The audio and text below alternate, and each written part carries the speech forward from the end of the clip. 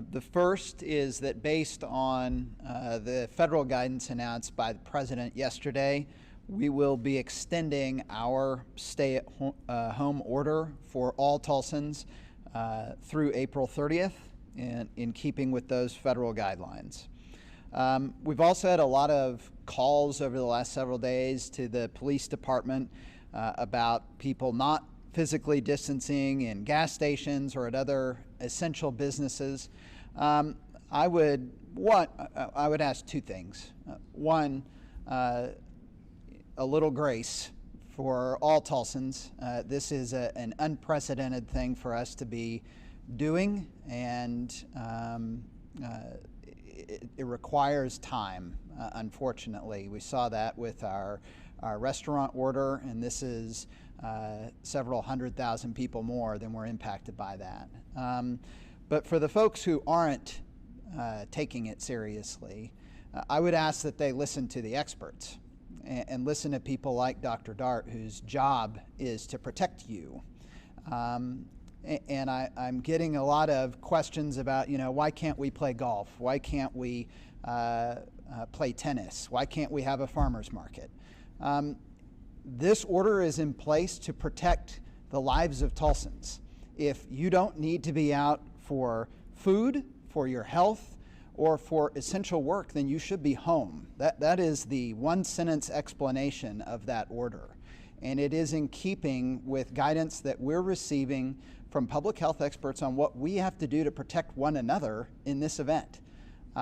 Every model that I've seen, whether it's produced locally or produced nationally, shows our healthcare system being overwhelmed if we don't all take action and take responsibility in our own right to isolate ourselves and to minimize the contact we have with other people. So I would ask that we not try to find the gray areas here and try and find out, what loopholes there are that maybe we can go through on this.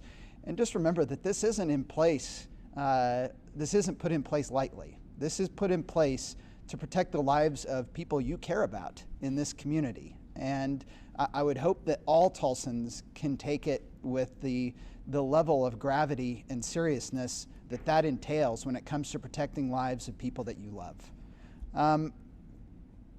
A second announcement for today is that we have entered into a partnership with Tulsa County, with the Day Center for the Homeless, and with the Salvation Army to provide expanded sheltering for our homeless Tulsans. We recognize that we have a lot of great facilities here in Tulsa, but they don't allow folks in our homeless community to socially distance from one another as much as they should be. And so Tulsa County has very generously offered the utilization of the old juvenile justice facility as a day shelter that will be operated by the Day Center for the Homeless, and a evening overnight shelter that will be operated by the Salvation Army. The City Council, Tulsa City Council, will have a budget amendment before them tonight to fund much of the operations of this. We're also very grateful to the Ann and Henry Zero Foundation for assisting with the operations of this facility. This is something that's incredibly important to protect amongst our most vulnerable Tulsans as we go through this event. The third announcement I'd like to make today is really aimed at those Tulsans who have probably sacrificed the most to date in this event, and that's our small business owners. We recognize that small business owners across the city have sacrificed tremendously to save lives in our community, and it's important to us at the City of Tulsa that we be doing all we can to help them as they make those sacrifices to save lives in our city. So today I'm pleased to be able to announce the Resilience and Recovery Fund, which is being established with an initial $1.1 million in funds from the City of Tulsa.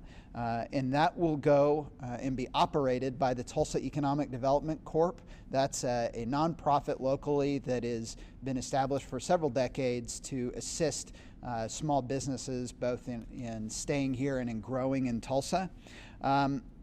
TEDC, as it's known, will begin accepting loan applications from local businesses immediately. This is, at least at the outset, it's starting with $1.1 million. These are no interest loans to small businesses, and the goal of this is really to provide immediate funding to those businesses that they need before the Small Business Administration, much larger amount of funding that we know is coming from the Small Business Administration, gets through that federal pipeline and gets here to Tulsa. And so we know that a lot of businesses can't afford to wait, and so we've put this in place to provide those no interest loans to small businesses in Tulsa to assist them.